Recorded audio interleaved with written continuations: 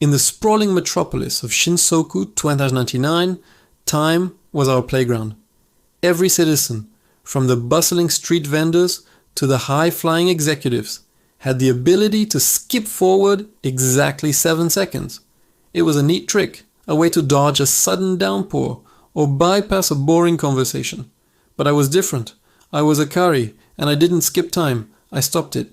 For me, the world wasn't a series of jumps, but a canvas I could freeze at will.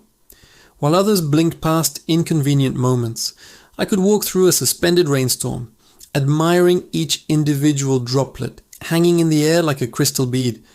It was my secret, my power, my identity.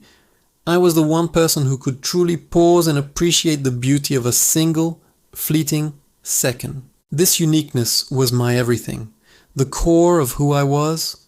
Then, the unthinkable happened. It started with a low, gut-wrenching hum that vibrated through the very fabric of the city. A tremor, not of the earth, but of time itself. The Grand Time Seal, the ancient artifact that regulated our temporal abilities, shattered, and with it, so did our reality. The city plunged into a horrifying, repeating nightmare. The 7-second skip, once a convenience, became a curse. A man stepping off a curb would suddenly find himself in the path of a screeching maglev bus, only to be snapped back 7 seconds, to do it all over again.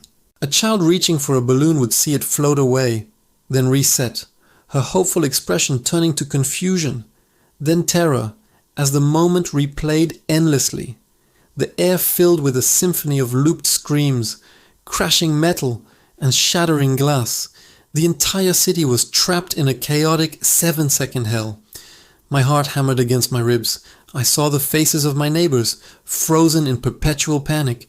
This was a disaster no one could skip past, but I could stop it. I took a deep breath, and the world froze. The screams died in people's throats. The explosions hung in the air like fiery sculptures. Silence, complete and total silence. I was the only one moving in a city of living statues.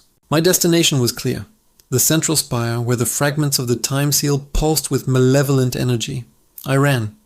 My feet pounded against the frozen pavement, weaving through motionless vehicles and past terrified, unblinking eyes. The journey felt like an eternity, a lonely pilgrimage through a silent apocalypse of my own making. With every step, a heavy realization settled in my soul. To fix the seal, to mend the flow of time for everyone else, I would have to pour all of my own temporal energy into it. My unique ability, the power to stop time, would be gone forever. I would become just like everyone else. I reached the spire and stared at the fractured, glowing core of the seal. The looping chaos was a wound in reality, and I held the only suture. Was I willing to give up the very thing that made me special to save them? I looked out over the frozen city, at the faces of people trapped in their worst moments, and the answer was immediate. My uniqueness meant nothing if I was the only one left to appreciate it. I placed my hands on the shimmering fragments. A blinding light erupted as I pushed, pouring every ounce of my power, every frozen second I had ever commanded, into the broken artifact. I felt it draining from me, a profound and painful emptiness spreading through my being. The world roared back to life. The city reset, not to the chaos, but to the moment just before the seal broke. The hum of the maglev trains was steady. The chatter of the crowds was normal. The city was alive and whole. And I was just Akari. I felt a pang of loss, a hollow space where my incredible power used to be. As I stood there feeling utterly ordinary, I saw a young university student drop his stack of research notes. They scattered in the wind. Instinctively he flickered, disappearing and reappearing a few feet ahead, catching the last fluttering page just before it hit a puddle.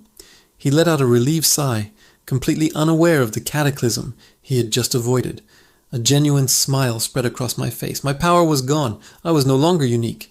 But watching him, watching the city move on, I realized I had gained something far more valuable.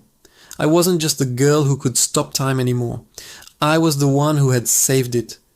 And in a world of skippers, being a savior was a much better way to be unique. Thank you so much for watching. If you enjoyed this story, don't forget to like, subscribe, and hit that notification bell for more content. See you next time.